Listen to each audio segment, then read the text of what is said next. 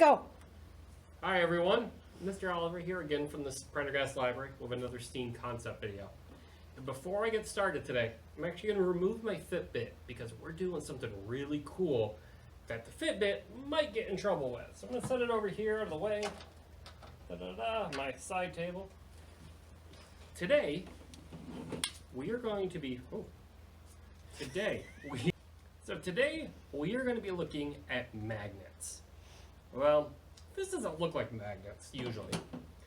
When a lot of people think of magnets, they think of this. So, it's just a simple U that has an N and an S. And so what that means is north and south. So it's a north pole and a south pole, which sounds a lot like the Earth. And believe it or not, the reason why we say a north pole and a south pole, even why we have the directions north and south, is because of magnets. So the Earth has a magnetic field. And if you go to the North Pole, the magnets will point towards the north. And if you go towards the South Pole, the magnets will point towards the south. And in fact, this is actually really cool. So because compasses are made out of magnets and magnetized metal, if you get to the North Pole or the South Pole and you pull out a compass, it actually goes haywire and starts spinning in a circle because it's so magnetic up there, it doesn't know where to point to. Really cool thing. So we've been talking a lot about our next gen science concepts. And so with the magnets, we can demonstrate a middle school concept that talks about identifying and differentiating objects based on different properties. So specifically, is a metal magnetic or not? Because not all metals are. Frequently, some of the objects that we think of that should be magnetic actually aren't. So these right here, I have a penny and a nickel. So I'll tell you that the metal nickel is magnetic, but the metal copper, which pennies are usually made out of, are not magnetic. So let's test to see with this magnet here if these are magnetic or not. So we know that the penny made out of copper is not magnetic, so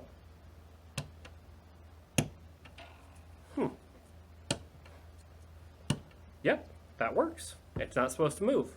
Now the nickel, if it's made out of nickel, the metal nickel, should move. So let's see.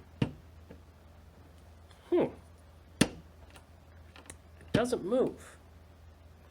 And so the reason for that is that most of our coins, so most of the coins we use in the US, are made out of an alloy. And so an alloy is a combination of two different metals to make a new metal.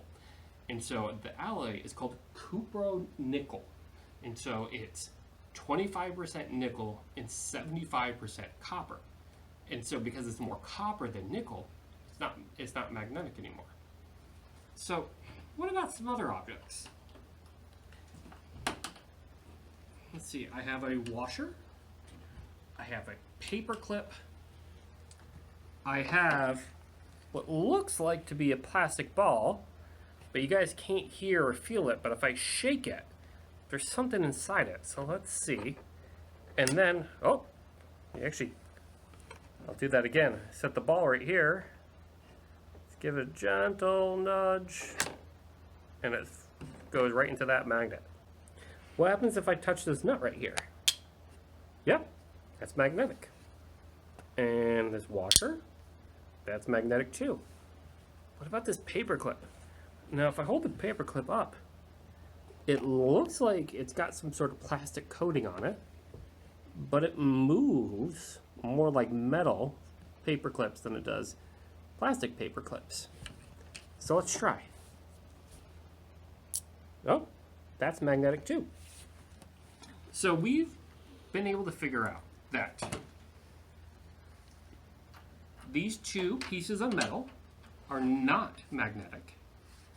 This plastic ball has something inside of it that is magnetic.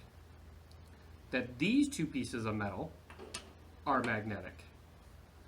And this paper clip that looks like it could be plastic is actually metal. So, I'm going to show you a couple different things.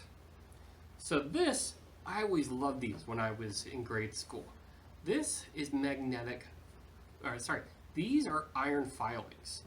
And if you get really close, it actually kind of looks like paper lead, or not paper lead, sorry, pencil lead. So if you ever, drew a bunch of scribbles on your paper, it has that same kind of color. And so there is actually a toy called an Etch-a-Sketch that uses these. And so you have these little knobs and you twist them and they draw lines. And they're using iron filings. So, if you watch, so they move towards the magnet. And I should actually be able to drag some of them upwards and move them around.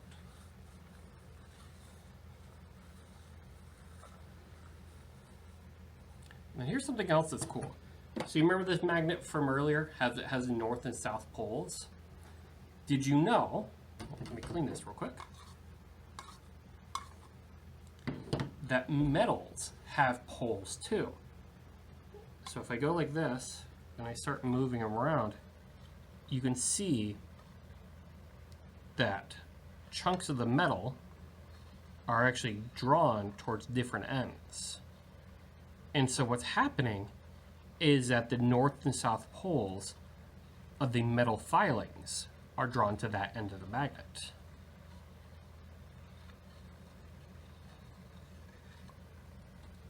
So these are all what's called ferro magnets. So they're made usually out of iron or some sort of iron ore or iron-based alloy. Well, before I go further, let me show you this. So, I have two magnets. And we know that magnets have a north and a south pole. And so we know that certain objects go towards the north pole, certain objects go to the south pole based on how they're magnetized. So what happens if I try to put the two poles of the same side together?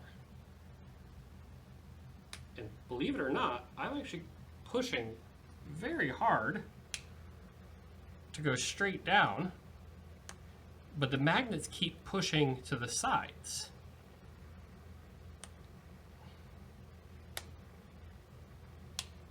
Because what wants to happen is that these ends are of different, the sides are north and south, but the tops and bottoms are also north and south.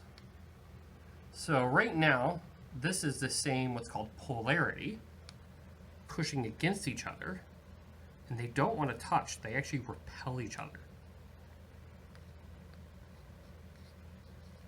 And that's actually kind of cool because one of the next big leaps in technology that we want to do is get away from combustion engines. So combustion engines are steam and gas-powered engines.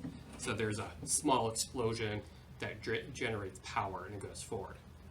One of the next big technological leaps we would love to make in the science world is called Maglev Technology. So magnetic levitation technology.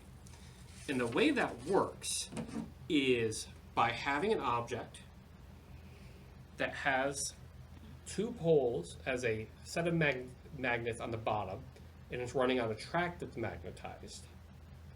And so the poles will actually push against each other so they don't sit down. But then, because it's such a large object, it has in the front another magnet that's pulling it forward. So it's a really cool piece of technology. It's going to take some time to get there, but we're going to get there. So, that was kind of fun. The last object I want to show you. So these we talked about are ferro magnets, so iron-based magnets. And these, which came from an old hard drive in your computer, are rare earth magnets. Specifically, neodymium Magnets. It's a very hard word to pronounce, even when you see how it's spelled. And they have poles, but instead of being pointing away from each other, they actually point in a curve. And so that's why you can get them closer to each other, and they're actually very, very powerful, and they're hard to pull apart. And what's actually really cool, so we know that this nickel, not magnetic, that is magnetic.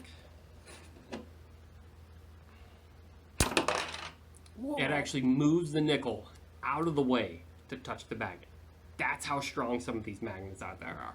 And these are some of the magnets they're probably going to use for Maglev Technology. So, really cool stuff out there, guys. And I'll even share Miss Jo's video from over the summer where she talked about, is your cereal magnetic? All right, guys. Have a good day, and I'll see you next time.